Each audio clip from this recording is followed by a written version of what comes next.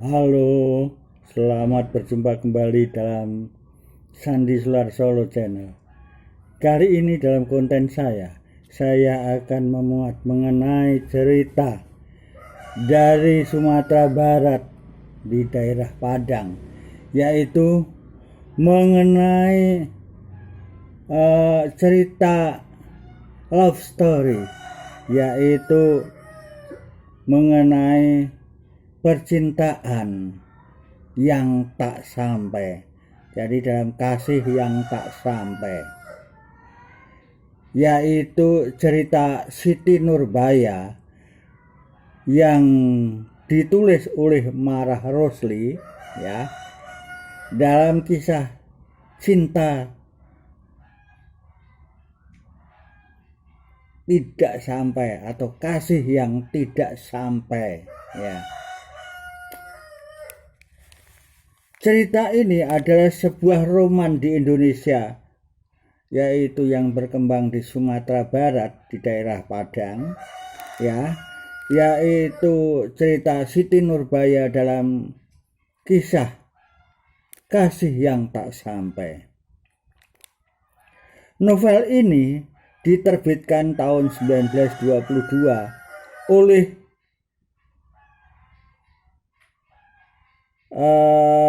novelis, yaitu Marah Rosli, ya.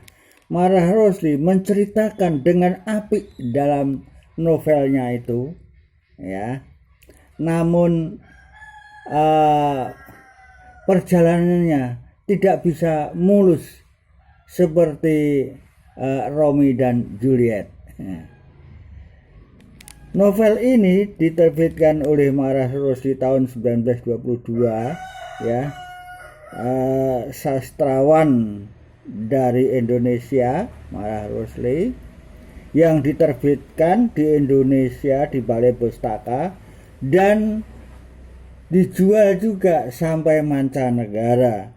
Cerita ini, novel ini sangat laris sekali, ya, karena ceritanya seperti Romeo dan Juliet, ya, yang muncul di daerah Minang. Siti Nurbaya ini adalah anak saudagar di daerah Padang. Ayahnya adalah seorang pengusaha pedagang yang ulung. Namun suatu ketika ayahnya ini bangkrut dalam perdagangannya. Ya, namanya dalam suatu perdagangan bisa naik bisa turun. Suatu ketika ayahnya ini untuk menutup usahanya supaya bisa jalan lagi, dia pinjam uang sana, pinjam uang sini untuk menutup usahanya supaya bisa berkembang kembali. Namun perjalanannya sangat sulit. Kemudian ayahnya Siti Nurbaya pinjam uang ke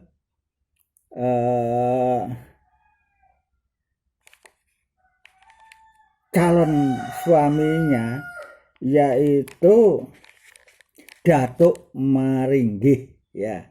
Datuk Maringgih ini adalah seorang yang kaya raya di daerah Padang, yang sangat pelit, yang dimana dia masih sudah setengah tua tapi masih single, ya. Datuk Maringgih ini meminjami uang ke ayahnya Siti Nurbaya, tetapi dengan catatan Datuk Maringgih, boleh kamu tidak membayar uang pinjaman saudara, tapi dengan catatan anakmu saya ambil istri Siti Nurbaya. Ayah Siti Nurbaya kaget, tetapi mau tidak mau, ya akhirnya melepaskan Siti Nurbaya untuk diperistri Datuk Maringgih. Meskipun Siti Nurbaya tidak mau, ayahnya juga berat sebetulnya. Namun melihat situasi dan kondisi, Siti Nurbaya memaklumi. Akhirnya demi ayahnya dia merelakan dirinya untuk diperistri oleh Datuk Maringgih. Datuk Maringgih usianya 40 lebih sedikit, ya. Siti Nurbaya kurang lebih usianya 17 sampai 18 tahun. Ya, jadi tenggangnya usia sangat banyak ya. 40-an sama 17-18 tahunan ya. Di mana Datuk Maringgih ini selalu mendatangi tempatnya Siti Nurbaya ya. Ayahnya selalu menyuruh mengeluarkan suguhan atau makanan atau minuman yang disajikan untuk tamunya, yaitu Datuk Maringgih. Si Siti Nurbaya tidak mau, tetapi kamu harus mau. Akhirnya lama-kelamaan dia mengenal Datuk Maringgih dan akhirnya diberitahu orang tuanya kondisi yang sebenarnya. Akhirnya si Siti Nurbaya mau untuk dilamar Datuk Maringgih ya. Kemudian kalau mengingat si Siti Nurbaya sebetulnya sudah punya pacar, yaitu Syamsul Bakri ya. Pacarnya itu satu kampung ya, teman sekolah ya, teman sekolah. Itu pacarnya si Siti Nurbaya, Syamsul Bakri. Akhirnya setelah lulus SLTA, Syamsul Bakri kuliah di luar negeri, yaitu di Mesir ya. Tetapi dalam kuliah sudah berjalan 2 tahun 3 tahunan, Datuk Maringgih melamar Siti Nurbaya dan diterima Siti Nurbaya dan keluarganya. Tetapi si Syamsul Bakri tidak tahu ya.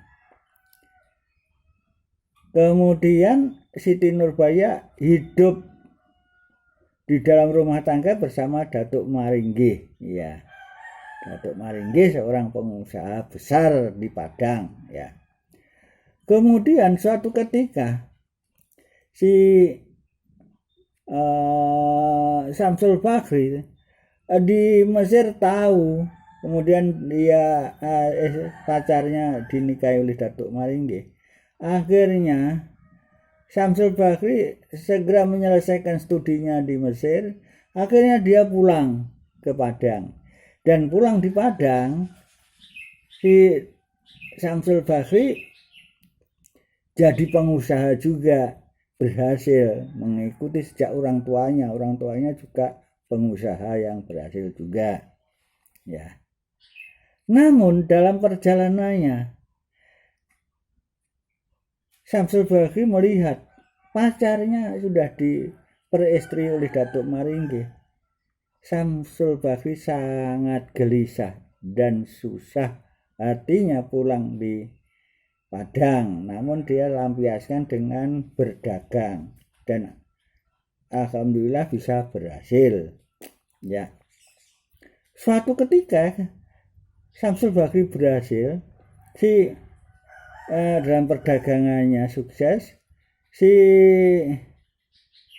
Datuk Maringgih tahu, Siti Nurbaya juga tahu. Akhirnya Siti Nurbaya membina hubungan cinta yang sudah lama terbit kembali ya. Namun dalam percintaan antara Siti Nurbaya dan Syamsul Bakri kembali bersemi, namun tidak tersampaikan, tidak bisa jadi suami istri. Kemudian Datuk Maringgih ini merasa istrinya kembali menaruh hati kepada Syamsul Bakri. Datuk Maringgih cemburu berat ya. Datuk Maringgih cemburu. Akhirnya dia, dalam cerita ini, Datuk Maringgih meracun istrinya hingga meninggal. Kemudian Datuk Maringgih juga meracun dirinya, akhirnya meninggal berdua. Dan akhirnya kasih tak sampai, menurut saya kedua-duanya. Jadi Syamsul Bakri tidak bisa memperistri pacarnya yang sudah diperistri Datuk Maringge. Siti Nurbaya tidak jadi mendapatkan Syamsul Bakri. Akhirnya dalam novel itu cerita kasih tak sampai ya. Akhirnya meninggal Datuk Maringge dan Siti Nurbaya. Ceritanya selesai. Mudah-mudahan bisa masuk surga semua. Amin. Demikian saudara sekalian, cerita singkat tentang Siti Nurbaya dan Datuk Maringge dalam cerita kasih tak sampai. Terima kasih. Jangan lupa like dan subscribe. Terima kasih.